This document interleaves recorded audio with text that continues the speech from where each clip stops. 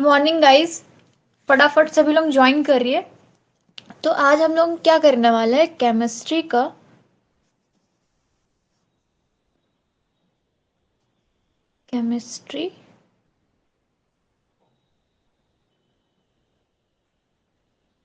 Chemistry का important question करने वाले हैं ना, या फिर ऐसे लिखिए कि केमिस्ट्री की देख लीजिए इम्पोर्टेंट क्वेश्चन।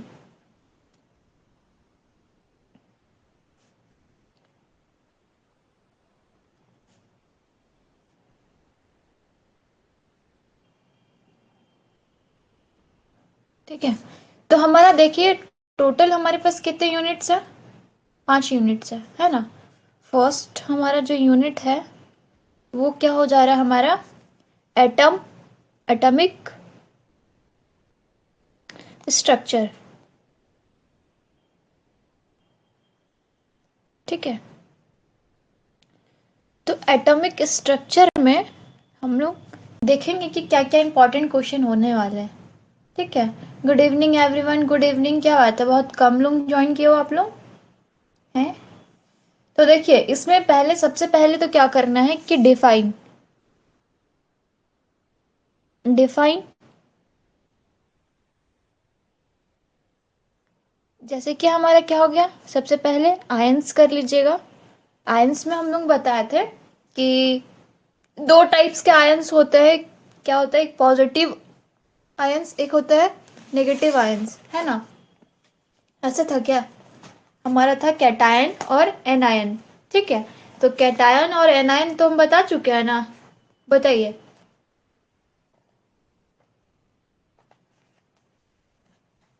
बोलिए गाइस, कैटायन और एनायन हो चुका है ना।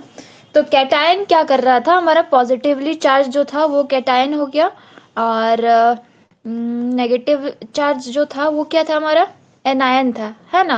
और क्या बोलते हैं, हमारा एनायन क्या करता था, गेन करता था हमारा। एनायन क्या करता था, गेन करता था हमारे इलेक्ट्रॉन्स को, और कैटायन क्या करता था, लूज करता था। ठीक है, तो दूसरा हमारा क्या हो गया, एटॉमिक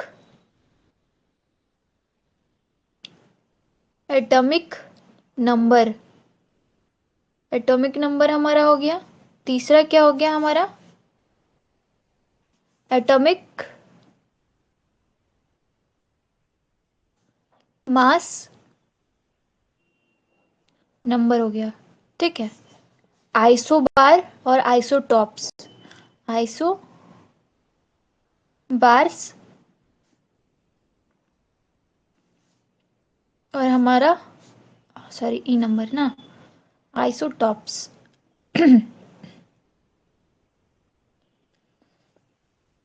क्या मैसेज कर रहा है मैम, अरे मैम आप जितना इम्पोर्टेंट क्वेश्चन दे रहे हैं उससे बताइए, बाहर नहीं आएगा क्या। देखिए क्वेश्चंस तो बाहर नहीं आएगा। अब देखिए क्या होता है कि लक बोल के भी होता है, ठीक है। और अभी तक तो बाहर नहीं जाता है, लेकिन क्या होता है कि क्वेश्चंस कई बार घुमा के दे देता है। देता यही चीज़ है जो आपका सिलेबस है, सिलेबस के अंदर से ही देता है, और हम सिलेबस पे इंपॉर्टेंट छाट के देते हैं। ठीक है, तो जैसे कि देखिए ये सब जो डेफिनेशन हो गया, ये सब हमारे जनरली 4 नंबर में आते हैं, है ना। या तो 8 मार्क्स में आएगा, 8 मार्क्स में उतना नहीं आएगा, 4 मार्क्स में ही आ सकता है। जो राइट शॉर्ट नोट्स होता है ना, लास्ट वाला क्वेश्चन, वो सब भी इसमें दे सकता है। या फिर आपका जैसे कि एक एक बड़ा यूनिट, मतलब इस बड़े यूनिट में एक क्वेश्चन देता है कि हुंस रूल क्या है। ठीक है, या फिर आप ऐसे भी बोल सकते हैं कि एक्सप्लेन एक्सप्लेन हुंस रूल। ठीक है, व्हाट इज अबाउस प्रिंसिपल। तो अबाउस प्रिंसिपल और हुड्स रूल और एटॉमिक बोर एटॉमिक जो मॉडल है, थ्योरी है ऑफ एटम का, वो चीज पूछ सकता है। ठीक है, ये सब थोड़ा इंपॉर्टेंट हो जाता है। इन तीनों में से एक तो कंफर्म है कि आने वाला है आपका। ठीक है, तो इन तीनों में से एक इंपॉर्टेंट क्वेश्चन है, 8 मार्क्स का कंफर्म आएगा। अगर वो 16 मार्क्स का नहीं आ रहा है तो 8 मार्क्स का कंफर्म आएगा। ठीक है, क्या लिखा है, हाँ 55 तो आ ही जाएगा इससे, कंफर्म है। 55% तो आ ही जाएगा आपका। तो इसमें देखिए एक ये हो गया, और तीसरा जो क्वेश्चन है हमारा, एक्सप्लेन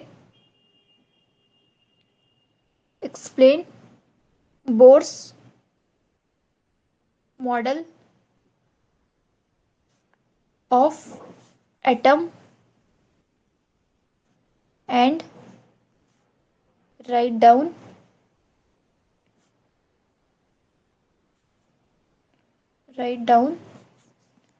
इट्स लिमिटेशन।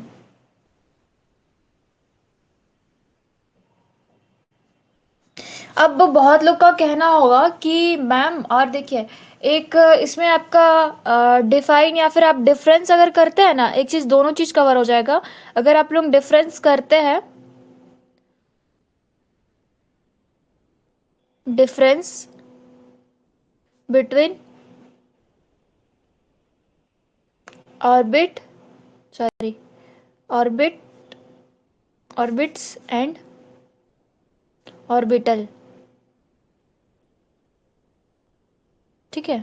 अगर आप ऑर्बिट और ऑर्बिटल्स पे डिफरेंस करते हैं तो इसका डेफिनेशन भी क्लियर हो जाएगा, इसका भी डेफिनेशन क्लियर हो जाएगा।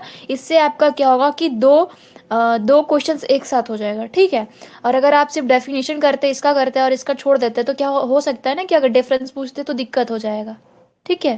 क्या लिखा है? अच्छा, बस इतना ही चाहिए।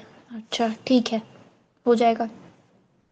देखिए, और इसमें एक हमारा इम्पॉर्टेंट है, आप इसको ऐसे भी लिख सकते हैं कि डिफरेंस डिफरेंस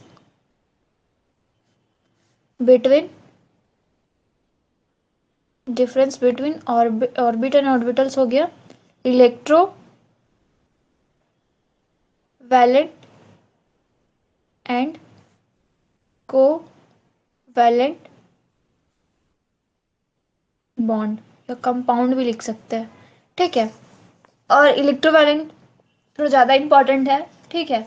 और अगर आप इन दोनों में से दोनों का क्या डिफरेंस अगर याद करते हैं, ठीक है, कि इसमें कितने टाइप्स होते हैं, इसमें कितने टाइप्स होते हैं, इसका क्या डेफिनेशन है, ये कैसे बॉन्ड बनाता है ना।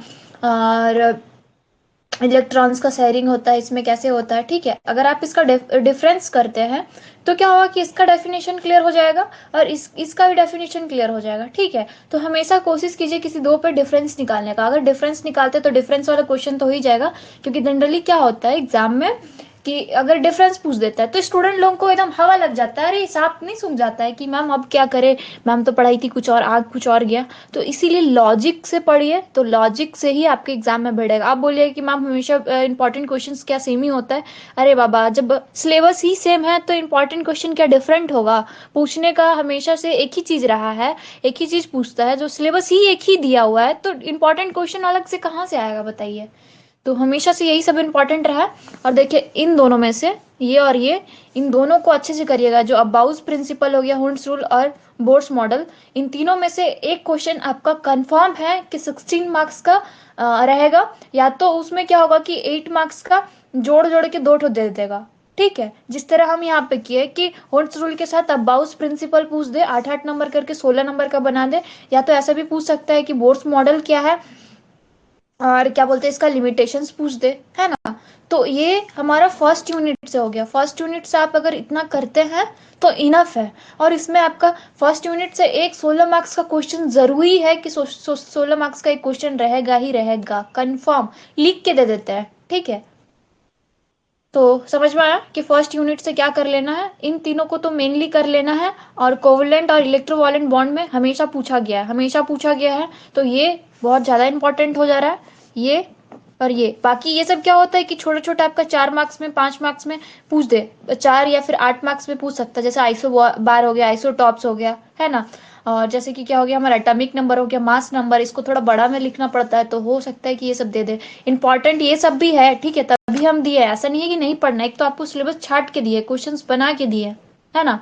तो दो दो डिफरेंस करिएगा, दो दो ये थ्योरी मॉडल ये सब कर लीजिएगा, प्रिंसिपल एक अबाउस का, एक हुंड्स रूल और एक बोर्स मॉडल, और इसका डेफिनेशन वगैरह कर लीजिएगा। इनफ है फर्स्ट यूनिट से, समझ में आया फर्स्ट यूनिट से क्या पढ़ना है? बोलिए।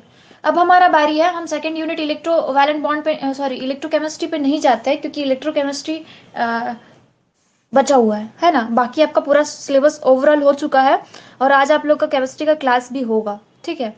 ऐसा नहीं है कि मैम ये करवा रही है तो क्लास नहीं लेगी, लेगी, ठीक है। तो हमारा सेकंड यूनिट है यूनिट 2। तो हम मेटल्स एंड नॉन मेटल्स को लेते हैं, जैसे हम अपने अकॉर्डिंग सिलेबस पढ़ाया है। Metals and alloys, non metals नहीं है यहाँ। कोई स्टूडेंट का कहना था कि मैम नॉन मेटल्स नहीं पढ़ा है। अरे बाबा, सिलेबस पे रहे तब तो पढ़ा है। इतना तो देखिए आप लोग कि सिलेबस में ही नहीं है तो मैम कहाँ से पढ़ाएगी। आपका 2 चैप्टर कंप्लीट हो गया, वाह। देखिए अमन कितना तेज है। आप लोग तो एक दिन एग्जाम वो इंजीनियर वाला काम करिएगा, नहीं कि एग्जाम के एक दिन पहले बना के एकदम फाड़ के लिख देना है। फर्रा उर्रा मत बनाने लगिएगा, ठीक है। पढ़ के जाइए, क्योंकि क्या पता टीचर हार्ड मिल जाए।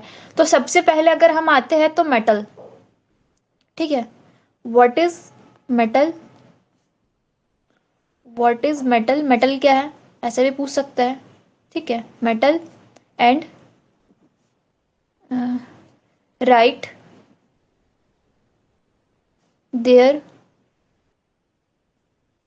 प्रॉपर्टीज।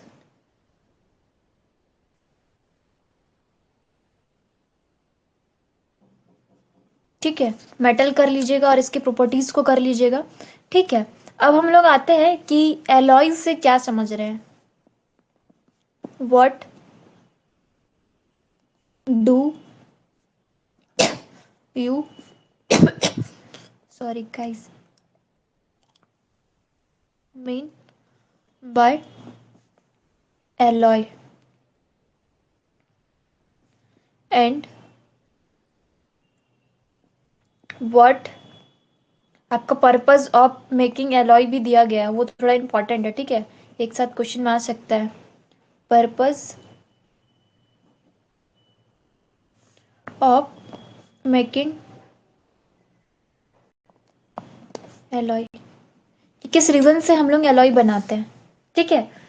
हमारा हो गया कि मेटल्स क्या है। मेटल्स क्या होता है, जैसे कि मेटल्स हमारा क्या होता है बताइए। मेटल्स जो होता है वो हमारा क्या होता है, हार्ड होता है, डक्टाइल होता है, मिलिएबल होता है ना। और उसका प्रॉपर्टीज तो ये सब हो गया, है ना। और जैसे एलॉयज क्या हुआ, एलॉयज में मिक्सचर होता है बहुत सारे कंपोनेंट्स का, ठीक है। तो ये हो गया। अब इसमें हमारा क्या आता है थर्ड क्वेश्चन की, मेटलर्जी से आप क्या समझते हैं। What do you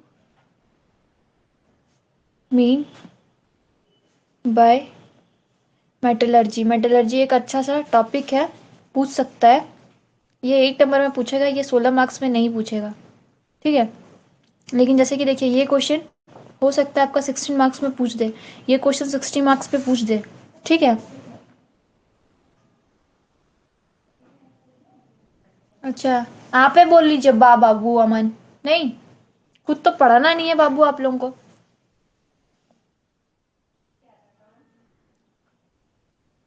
right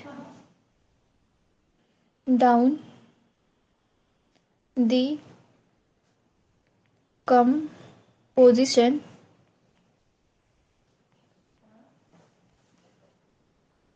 property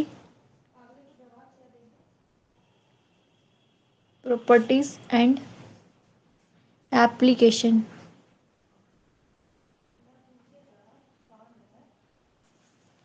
application of application of dura एल्यूमिन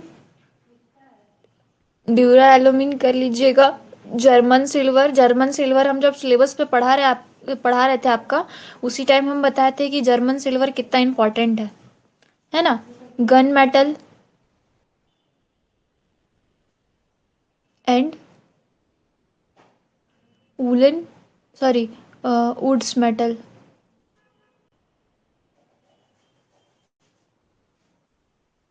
तो इसमें आपका जो सबसे इम्पोर्टेंट है इस चैप्टर से, तो वो कर लीजिएगा मेटल्स, क्योंकि मेटल्स का डेफिनेशन एकदम पूछा ही जाएगा आपका, ठीक है। एलॉयज क्या है, अगर मेटल पूछता है तो ऐसा हो सकता है कि एलॉयज ना पूछे, क्योंकि एक ही चैप्टर से है, ठीक है। लेकिन इन जो चार जो ठो दिया गया है कि इसका कंपोजिशन क्या है, इसका प्रॉपर्टीज क्या है, इसका एप्लीकेशन क्या है, ड्यूरा एल्यूमिनियम एल्यूमिनियम कर लीजिएगा, एल्यूमिन।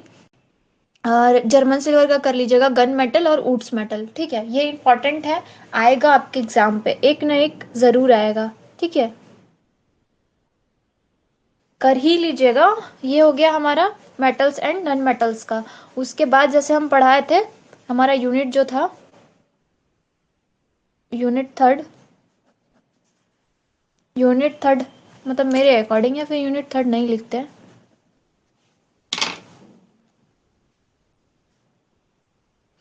इसमें था हमारा इन्वायरोमेंटल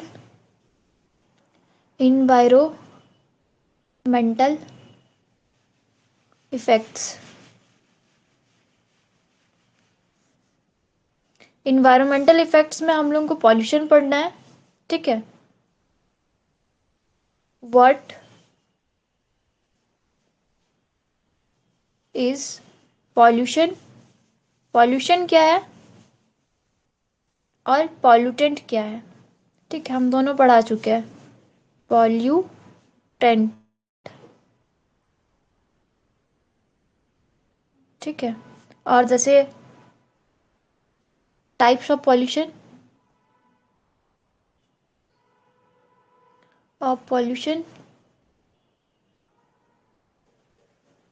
क्या टाइप्स है पॉल्यूशन का, and their source and effect, क्या इफेक्ट है, ठीक है। पॉल्यूशन पॉल्यूटेंट हो गया, क्योंकि देखिए इन्वायरमेंटल इफेक्ट्स में हमारा एक ही चीज़ बार बार बोला गया है कि हमारा पॉल्यूशन क्या है, ठीक है। अब जो पॉल्यूटेंट में हमारा टाइप था, एयर पॉल्यूशन और वाटर पॉल्यूशन, ये सब कर लीजिएगा। वाटर पॉल्यूशन किस इफेक्ट से हो रहा है, और सोर्स क्या है हमारे वाटर पॉल्यूशन का, वाटर पॉल्यूशन का क्या सोर्स है। और जैसे कि हम एक चीज़ देखे थे आप लोग का सिलेबस पे कि, सॉरी यहाँ पे एक नंबर होगा, तो एक था हमारा जो डिस्कस कर रहे बोला गया है, डिस्कस। अब कोई लोग बोलेंगे कि मैम प्रीवियस ईयर क्वेश्चन दीजिए, प्रीवियस ईयर क्वेश्चन आता है क्या। तो हम जो ये सब बनाया ना, वो आपके सिलेबस के अकॉर्डिंग, आपके प्रीवियस ईयर को देख करके बनाया है, ठीक है। इंपॉर्टेंट क्वेश्चन, ऐसे नहीं है कि हवाबाजी कर रहा है। जैसे कि discuss air pollution due to internal combustion engine, ये हम पढ़ा चुके हैं, ये कर लीजिएगा। ये बहुत बार पूछा गया है आपके एग्जाम पे ये क्वेश्चन, और इसमें से एक क्वेश्चन कंफर्म रहेगा, या तो पॉल्यूशन पूछे, या तो टाइप्स ऑफ पॉल्यूशन में वाटर पॉल्यूशन पूछे, या फिर एयर पॉल्यूशन पूछे, ठीक है। और जैसे कि हमारा डिफाइन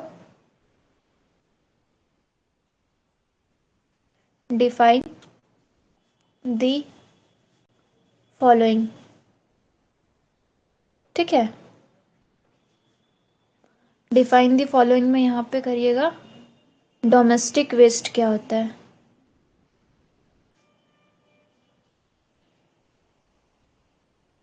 डोमेस्टिक वेस्ट क्या होता है, बायो मेडिकल वेस्ट क्या होता है,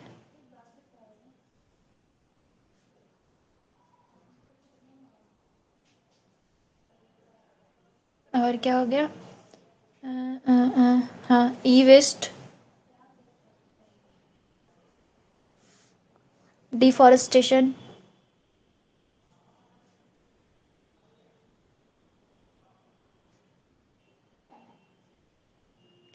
deforestation, define ozone layer, ozone layer,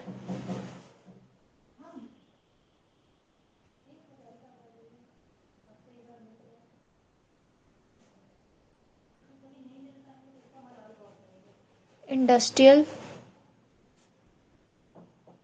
waste, ठीक है। इंडस्ट्रियल वेस्ट हो गया। और एक क्या पूछा जाता है, हाँ, ऐसे भी लिख सकते हैं कि, हाँ, difference between, difference between BOD and COD, क्या मैसेज कर रहे हैं आप लोग। बीओडी और सीओडी इंपॉर्टेंट है, हम दिए देखिए। और फिफ्थ क्वेश्चन है, डिस्कस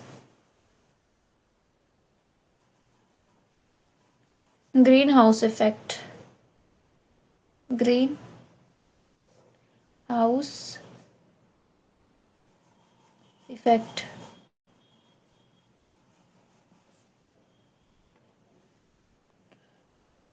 दो नंबर में क्या है, 2 नंबर में क्या है, ये आपके सिलेबस पे है। Discuss air pollution due to internal combustion engine. ठीक है, आपके सिलेबस पे ये टॉपिक है, शायद आप लोग देखे नहीं है क्या, पर पढ़ाया तो गया है क्लास में। लगता है आप न्यू ज्वाइन किए हो। क्या बात है अमन, क्वेश्चन नहीं दिखा? ओके। उसके बाद हम लोग का पढ़ाई हुआ है नन यूनिट, जो है यूनिट है हमारा नन मेटेलिक मटेरियल। देखिए, इंपॉर्टेंट क्वेश्चन हमेशा से इंपॉर्टेंट रहता है, क्योंकि टॉपिक्स ही इंपॉर्टेंट रहता है, तो हम लोग कोई इंपॉर्टेंट क्वेश्चंस में छेड़खानी नहीं कर सकते कि चलो अब बदल देते हैं क्वेश्चंस को, बदल देते हैं टॉपिक्स को, बदल देते हैं कुछ को, क्योंकि सिलेबस ही तो चेंज नहीं हुआ, तो हम इंपॉर्टेंट क्वेश्चन कैसे चेंज करें, है न? तो इम्पॉर्टेंट क्वेश्चन से हमारा क्या मतलब है कि जैसे इस यूनिट से आप करिएगा कि, हाँ, जैसे कि यहाँ पे करिएगा प्लास्टिक।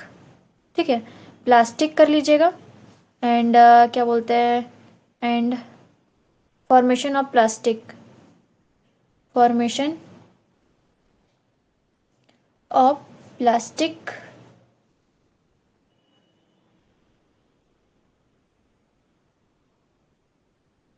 विथ देयर टाइप,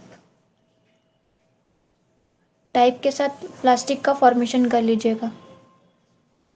ठीक है, दो ठो था ना, एक हमारा क्या था, एडिशनल पोलीमराइजेशन था, एंड दूसरा क्या था हमारा, कंडेंसन पॉलीमराइजेशन। एडिशन पोलीमराइजेशन में क्या हो रहा था कि वो जुड़ रहा था, उसमें क्या होता, सेम टाइप का मोनोमर्स था जो लिंक्ड हो रहा था लॉन्ग चेन में।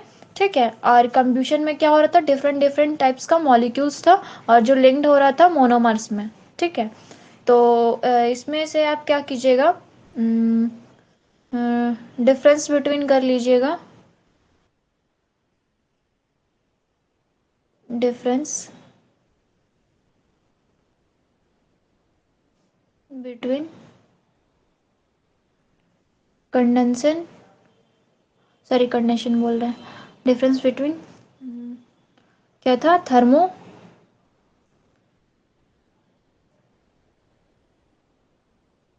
थर्मो, थर्मो क्या था, thermo softening and thermo setting plastic. ठीक है, क्योंकि ये दोनों जो क्या है, ये हमारा टाइप्स है, किसके टाइप्स है, और यहाँ पे आपको क्या लिखना है कि फॉर्मेशन ऑफ प्लास्टिक्स का टाइप्स लिखना है। ठीक है, यहाँ पे आपको प्लास्टिक का जो टाइप्स है, एक होता है हमारा क्या, सॉरी थर्मो सॉफ्टिंग, एक होता है हमारा थर्मोसेटिंग, तो दोनों को लिखना है। ठीक है, दोनों को अगर हम लोग इसको डिफरेंस लिखते हैं तो क्या होगा कि डिफरेंस अगर हम लोग लिखते हैं तो इसका डेफिनेशन भी क्लियर हो जाएगा, इसका भी हो जाएगा। अगर एग्जाम में सेपरेट सेपरेट पूछा, अलग अलग पूछा, तो हम लोग उससे ऐसे भी बना सकते हैं। ठीक है, और what is thermal, thermal insulation important है, थर्मल इंसुलेशन, थर्मल इंसुलेशन जरूर कर लीजिएगा। ठीक है, अरे क्या करती है, इंसुलेशन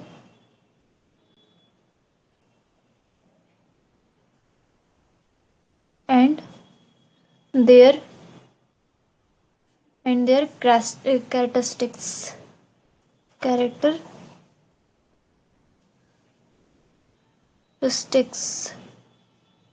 ठीक है, तो यहाँ क्या कर लीजिएगा, थर्मो इंसुलेशन कर लीजिएगा और उसके टाइप्स को कर लीजिएगा।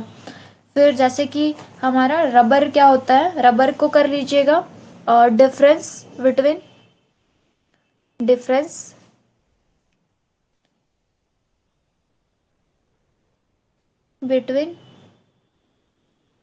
डिफरेंस बिटवीन क्या था हमारा, नेचुरल एंड सिंथेटिक रबर। तो रबर दो टाइप्स का था, जो हम लोग को नेचुरली मिलता था, नेचर से मिलता था। एंड जो दूसरा था हमारा वो सिंथेटिक रबर, जिसको हम लोग कहाँ पे बना रहे थे, लेबोरेटरी पे बना रहे थे, वो था हमारा साइंटिफिक रबर, जिसको हम लोग आर्टिफिशियल रबर भी कह रहे थे, है ना। तो ये इम्पोर्टेंट हो गया हमारा। और इसमें एक लास्ट टॉपिक कह लीजिए, जिसमें क्या होता है कि आपका write a short notes of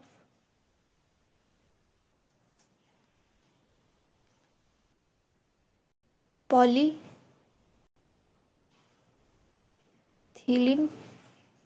polythene. B में बेकेलाइट बेकेलाइट।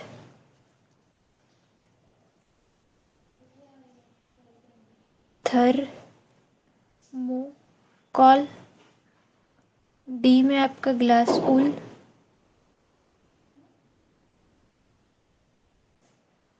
ई में हमारे एडवेस्टर्स। ठीक है, इतना क्लियर हो गया? समझ में आया किस यूनिट से आपको क्या करना है? रबर का डेफिनेशन कर लीजिएगा। डिफरेंस बिटवीन क्या कीजिएगा, सिंथेटिक रबर, रबर को एक अलग से कर लीजिएगा कि व्हाट इज रबर, ये पूछा जा सकता है आपके एग्जाम पे। एंड डिफरेंस कर लीजिएगा आपका क्या बोलते हैं, अगर टाइप्स पे डिफरेंस कर रहे हैं तो दोनों का डेफिनेशन क्लियर हो जाएगा। ठीक है, फायदा यही होता है डिफरेंस करने का। बताइए कितना अच्छा आप लोगों को ट्रिक बता दिए कैसे करना है। अब रहा बात हमारा जो लास्ट यूनिट हम मेरे अकॉर्डिंग बचा हुआ है, उसको हम लोग इलेक्ट्रोकेमिस्ट्री कहते हैं ना। तो इलेक्ट्रोकेमिस्ट्री का इंपॉर्टेंट क्वेश्चन चाहिए कि नहीं, बताइए।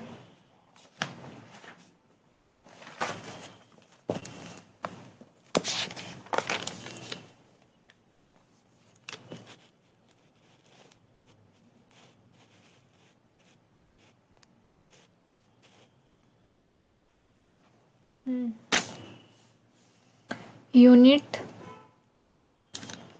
इलेक्ट्रो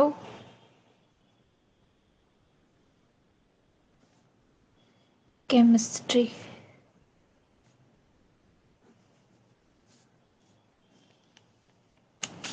यूनिट क्या है हमारा, इलेक्ट्रोकेमिस्ट्री। ठीक है, तो इलेक्ट्रोकेमिस्ट्री से आप क्या समझते हैं? तो इसमें एक चीज़ आपका इम्पॉर्टेंट है कि क्वेश्चंस, तो इसमें कर लीजिएगा कि what do you mean by degree of ionisation ionisation. ठीक है, फिर state and explain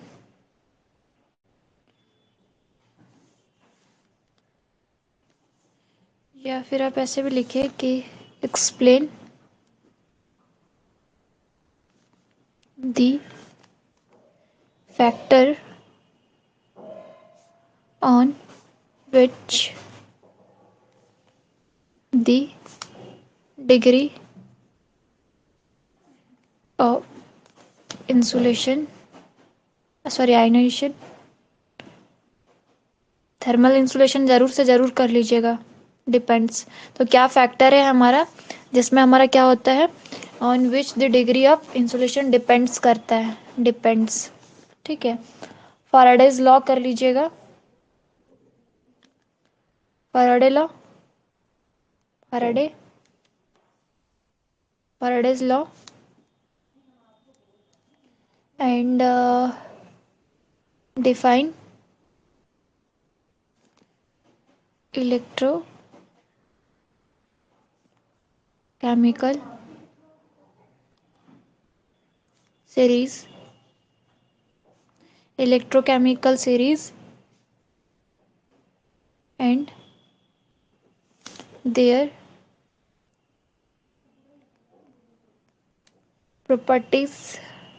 properties and application. ठीक है, आप इलेक्ट्रोकेमिस्ट्री सीरीज से क्या समझते हैं? इसका प्रॉपर्टीज एंड इसके एप्लीकेशंस।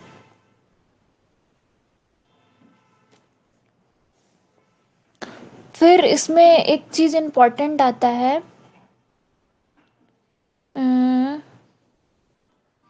कि what is the significance of electrolysis in इलेक्ट्रोप्लास्टिंग।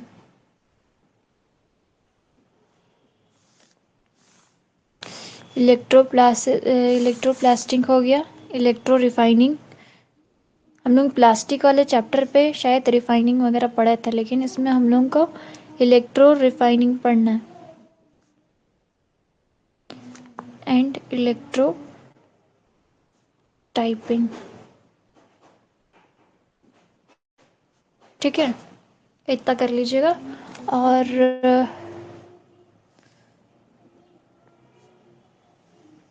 Working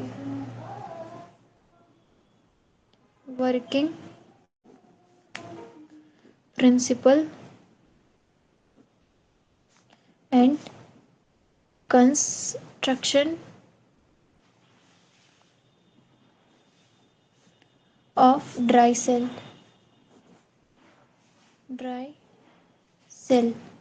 ठीक है, और इससे एक इम्पॉर्टेंट हो जा रहा है हमारा explain the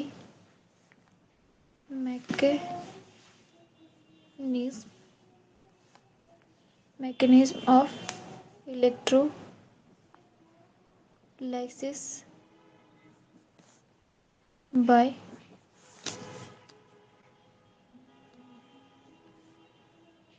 diagram.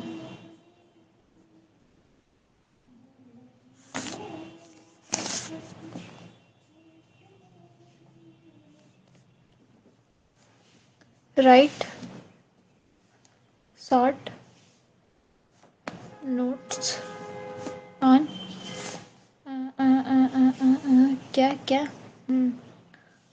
Lead acid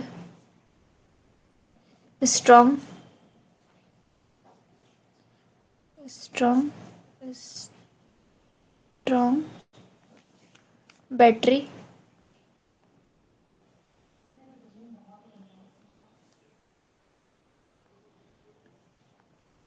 and electrolysis का ही बताया। हाँ, बस इतना ही कर लीजिएगा, हो जाएगा। ठीक है, तो समझ में आया आपका इंपॉर्टेंट क्वेश्चंस क्या क्या है। हम अभी क्या बोलते हैं डिस्कस तो नहीं कर रहे हैं, ठीक है, लेकिन हम इस सिलेबस करवा चुके हैं। ठीक है, तो इम्पॉर्टेंट क्वेश्चन देने का मतलब ये है कि इम्पॉर्टेंट क्वेश्चंस पे ही डिपेंड नहीं रहना है। इम्पॉर्टेंट क्वेश्चन सिर्फ पास होने के लिए होता है। ठीक है, तो पास होना है तो इतना कर लीजिएगा, पास हो जाइएगा।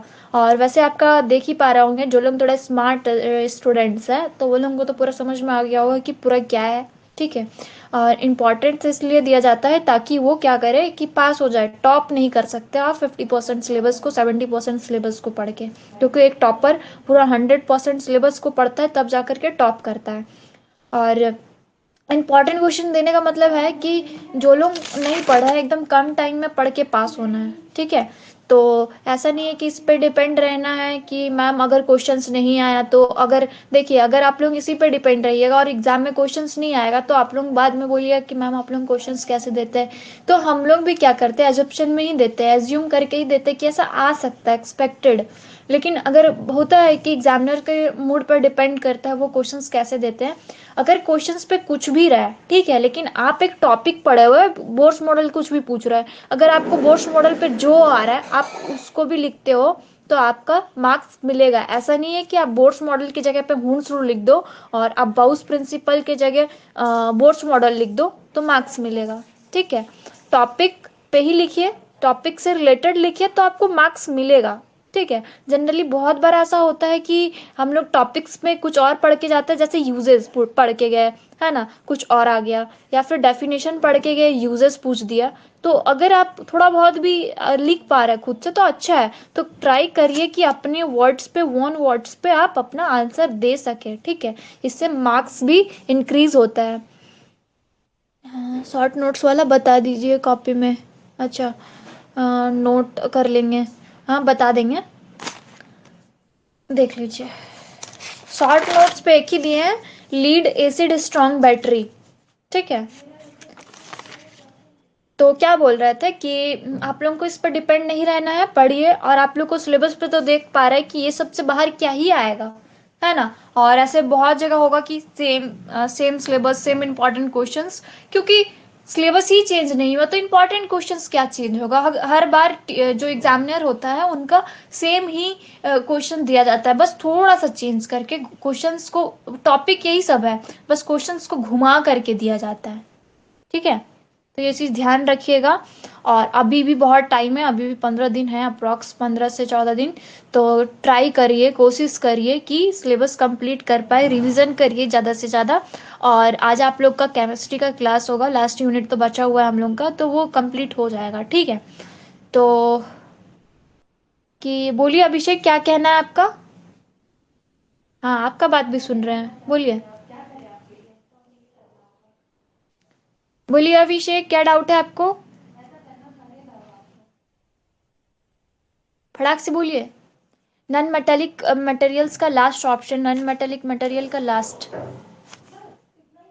लास्ट में तो यहाँ पे ये एडवेस्टर था, बैकेलाइट था, ग्लास ऊल था, थर्मोकॉल था, बस इतना ही तो था।